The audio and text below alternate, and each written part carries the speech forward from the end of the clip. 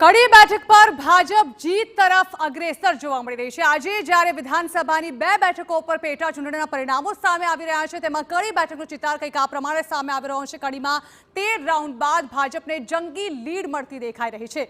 તેમાંય ભાજપના ઉમેદવાર રાજેન્દ્ર ચાવડા 29,466 મતથી આગળ ચાલી રહ્યા છે। કડી બેઠક પર ફરી કોંગ્રેસની હારના એંધાણ જોવા મળી રહ્યા છે।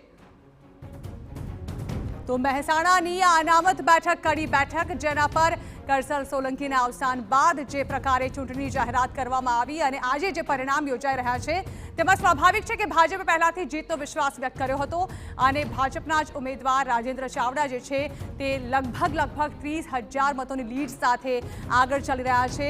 કોંગ્રેસ ખૂબ જ પાછળ ચાલી રહી છે, જ્યારે કે આપનું કોઈ નામો નિશાન નથી દેખાઈ રહ્યું। કડી અને વિસાવદર બંને બેઠકોની પેટા ચૂંટણીમાં હાલ કડીના પરિણામો પર નજર કરીએ તો ધીમે ધીમે જે પરિણામો સામે આવી રહ્યા છે, આ તે રુઝાન પ્રમાણે હાલ કડી વિધાનસભા બેઠક પર ભાજપ જંગી લીડથી આગળ ચાલી રહી છે। હંમેશા લોકો વિકાસ સાથે રહેતા હોય છે અને વિકાસના માધ્યમથી જ પાર્ટીઓ ચાલતી હોય છે।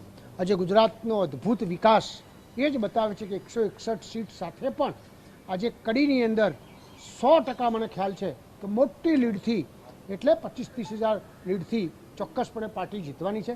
પાર્ટીના કાર્યકરોએ ખૂબ સખત મહેનત કરી છે અને આદરણીય ભૂપેન્દ્રભાઈ પટેલ સાહેબે જે રીતે માર્ગદર્શન આપ્યું, અમારા પાર્ટીના પ્રમુખ સી આર પાટીલ સાહેબે જે રીતે માર્ગદર્શન આપ્યું, રત્નાકરજી સાહેબ અમારા મહામંત્રી છે, એમને જે રીતે માર્ગદર્શન આપ્યું, એ મુજબ ચોક્કસ